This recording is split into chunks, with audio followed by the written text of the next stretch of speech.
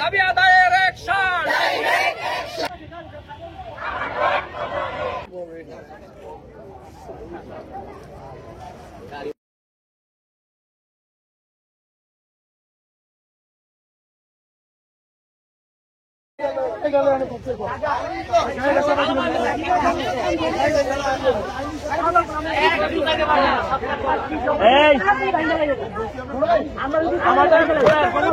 আমরা দুইজন লোক নগদ মারা গেছে।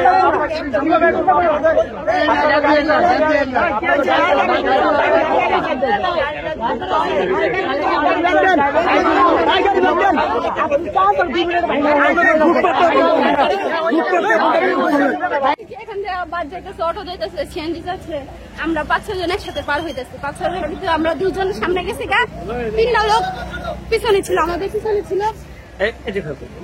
পিছনে ছিল।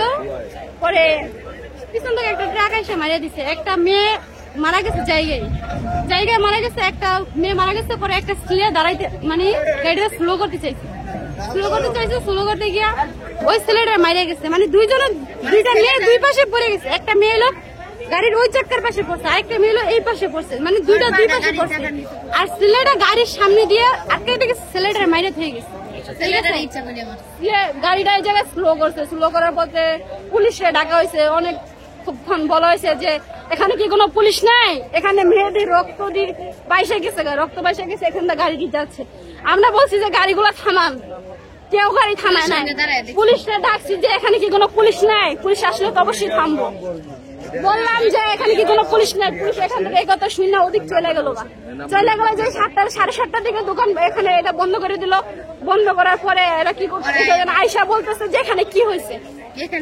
এখন বলছে যে সিসিটিভি ফুটেজের কথা বলা সত্ত্বে এখন বলতেছে যে সিসিটিভি ফুটেজে ময়লা জমা আছে, এটা ছুটা দিচ্ছে। পরে বলতেছে গাড়িতে পুরান গাড়ির নাম্বার বোঝা যাচ্ছে না।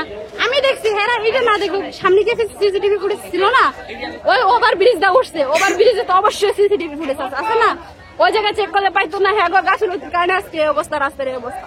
এখানে শ্রমিকেরা দোষ নাই, কারো দোষ নাই, দোষ পুলিশের। ওদের গাফিলতির কারণে আজকে রাস্তা বন্ধ। ওরা যখন ডাকা হচ্ছে তখন যদি আসতো তাহলে এত কিছু হতো। এখন আপনাদের দাবিটা কি আসলে? আমাদের দাবি যে এই কামটা করছে তার আইনের শাস্তি দাও। একটাই দাবি? হ্যাঁ, একটাই দাবি, আর কোনো দাবি নেই। আর যে লোক অ্যাক্সিডেন্ট হয়েছে তার ফ্যামিলির ড্রাইভার সরকারের নিতে হবে। ঠিক আছে।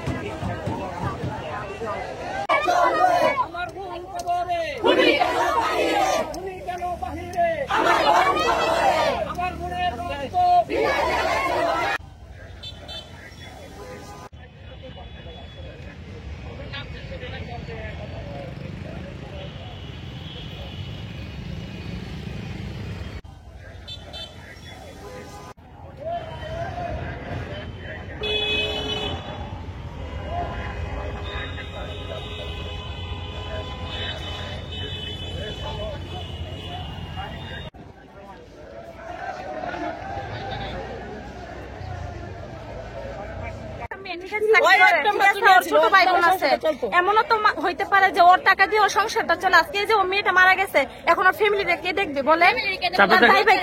আপনাদের এখন দাবিটা কি? আমাদের দাবি একটাই যে এখানে ফুটওভার ব্রিজ দিয়ে দেখ আমাদেরকে।